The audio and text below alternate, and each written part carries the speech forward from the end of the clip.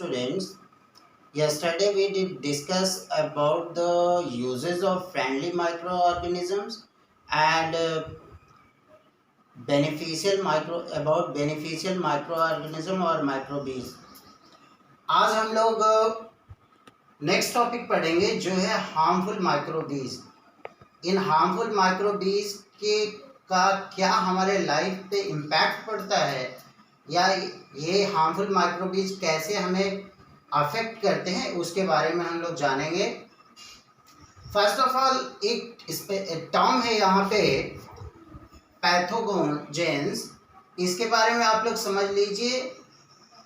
ऐसे माइक्रोबीज और micro organism जो कि हमारे बॉडी में एंटर करते हैं और डिजीज कॉज करते हैं. In fact microbes which enters in our body causes disease in human, plants and animals. तीनों में से किसी में के भी बॉडी में ये एंटर कर सकते हैं. प्लांट्स के भी बॉडी में कॉज कर सकते हैं डिजीज, एनिमल्स के भी और ह्यूमन बीइंग के भी. तो ऐसे फॉरेन पार्टिकल्स को पैथोजेंस बोलते हैं. अब बात आती है कि ये पैथोजेंस हमारे बॉडी में एंटर कैसे करते हैं.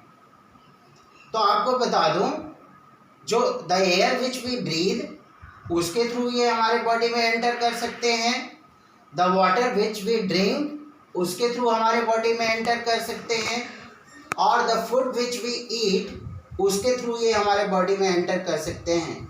मीन्स ये एक एयर मीडियम के थ्रू, वाटर के थ्रू या फूड, तीनों के थ्रू एंटर कर सकते हैं और हमारे बॉडी में डिजीज कॉज कर सकते हैं. साथ साथ अगर कोई इन्फेक्टेड पर्सन है यानी जिसको कोई डिजीज हो रखा है, वैसे पर्सन के अगर डायरेक्ट कांटेक्ट में, फिजिकल कांटेक्ट में हम आ जाते हैं तो वो डिजीज हमारे बॉडी में ट्रांसमिट हो सकता है. वो कैरियर्स हो सकते हैं हमारे बॉडी के अंदर डिजीज कॉज करने के.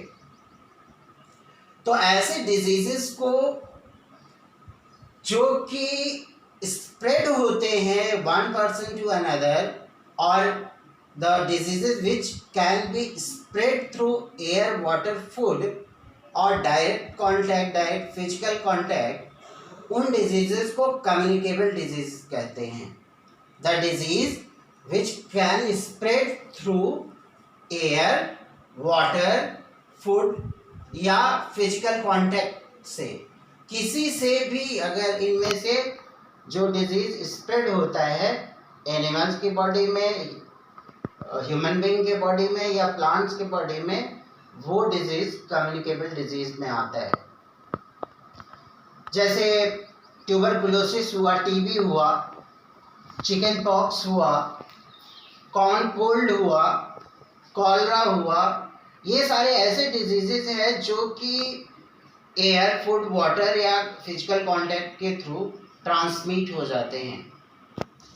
अब जैसे कोल्ड की हम बात करें तो जो कोल्ड है, जब when we are suffering from cold और कफ, तो हम लोग स्नीजिंग करते हैं. स्नीजिंग करने से ड्रॉपलेट्स बाहर निकलते हैं, thousands of droplets at a time, और वो एयर में ट्रैवल करते हैं.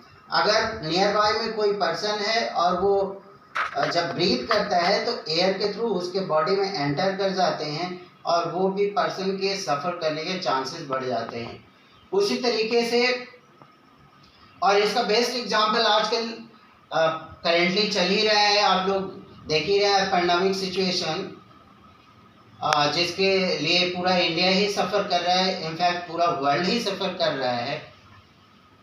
कोरोना, ये भी कुछ इसी तरह के डिजीज़ है जो कि ड्रॉपलेट्स के थ्रू इन्फेक्टेड पर्सन से हेल्दी पर्सन में ट्रांसमिट हो रहा है. तो ये भी कम्युनिकेबल डिजीज़ में ही आएगा. अब आप ये समझ लीजिए कि ये इसके कैरियर्स कौन कौन से हैं, यानी किसके थ्रू ये डिजीज़ स्प्रेड होता है. तो मोस्ट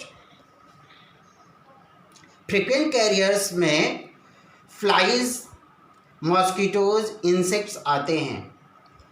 जैसे फ्लाइज जो हैं वो जब हमारे किसी फूड आइटम पे आके सेटल हो बैठ जाते हैं, तो अब वो फ्लाइज काफ़ी जगहों पे फ्लाई करते हैं, मूव करते हैं, और उनमें से बहुत सारे इन्फेक्टेड एरियाज़ होते हैं, रीजन्स होते हैं, वहाँ से वो फिर जब आके फूड आइटम्स पे बैठते हैं, सिट व्हेन दे सिट, तो वो हमारे फूड आइटम को इन्फेक्ट कर देते हैं, और जब हम उसे ईट करते हैं तो हमें वो डिजीज़ हमारे बॉडी में एंटर कर जाते हैं।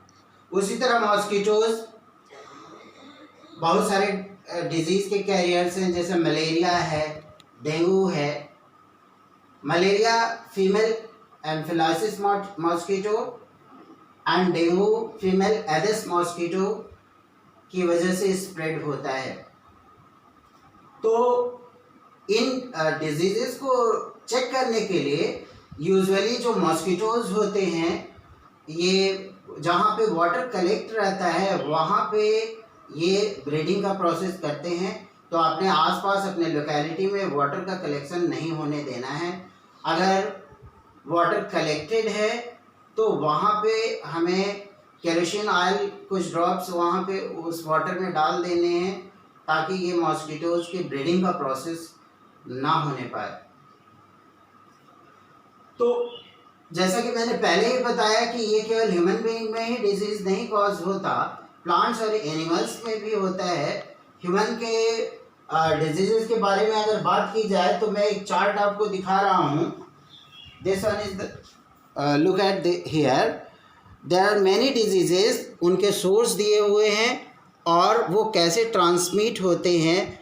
कुछ डिजीज़ बैक्टीरिया के थ्रू, कुछ वायरस के थ्रू, कुछ मॉस्किटोज़ के थ्रू ट्रांसमिट होते हैं हमारे बॉडी में, और उसके जो मोड हैं ट्रांसमिशन के, एयर है, फूड है, वाटर है, उनके थ्रू हमारे बॉडी में एंटर कर जाते हैं। जहाँ तक एनिमल्स डिजीज़ की अगर बात की जाए तो बहुत सारे ऐसे डिजीजेज हैं जो एनिमल्स में भी स्प्रेड होते हैं। जैसे बैक्टीरिया कॉजिंग डिजीज़ है एंथ्रेक्स, जो कि एनिमल के में होता है।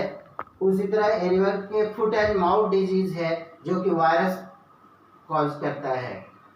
वो उनके फिट में प्रॉब्लम हो जाती है, उनके माउथ में प्रॉब्लम हो जाती है। प्लांट्स डिजीजेस की बात की जाए, प्लांट्स में bacteria causing disease citrus canker है, फंगी में रस्ट ऑफ व्हीट है। इसके अलावा भी वेन्स येलो हो जाते हैं कुछ प्लांट्स के।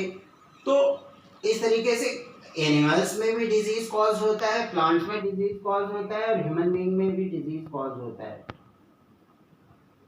कई बार हम लोग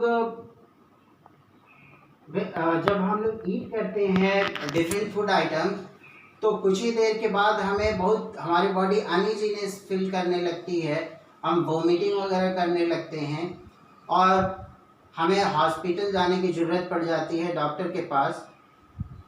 तो बॉडी के उस कंडीशन को फूड पॉइजनिंग कहते हैं। जब हम इन्फेक्टेड फूड को ईट कर लेते हैं जो कि ऑलरेडी इन्फेक्टेड है, स्पॉइल्ड है, तो हमें फूड पॉइजनिंग होती है, और उस कंडीशन में हमें वोमिटिंग होने लगती है, अनईजीनेस फील होने लगता है, और हमें हॉस्पिटल जाने की ज़रूरत पड़ती है। अब ये हमारा फूड इन्फेक्ट कैसे होगा? ये फ्लाइज के थ्रू, इंसेक्ट्स के थ्रू, जब ये हमारे, या आपका फूड स्टेल फूड है, आपने काफ़ी देर से उसको स्टोर करके रखा हुआ है, तो बहुत सारे उसमें माइक्रोबीज उस फूड पे सेटल हो जाते हैं और हमारे फूड को इन्फेक्ट कर देते हैं या स्पॉइल कर देते हैं। और उस कंडीशन में वो बहुत ही टॉक्सिक नेचर में हो जाता है हमारा फूड, और जब हम उसे ईट करते हैं तो ये सारे प्रॉब्लम्स होती है, हमारी बॉडी सफ़र करने लगती है। इसी कंडीशन को फूड पॉइजनिंग बोलते हैं। Thank you.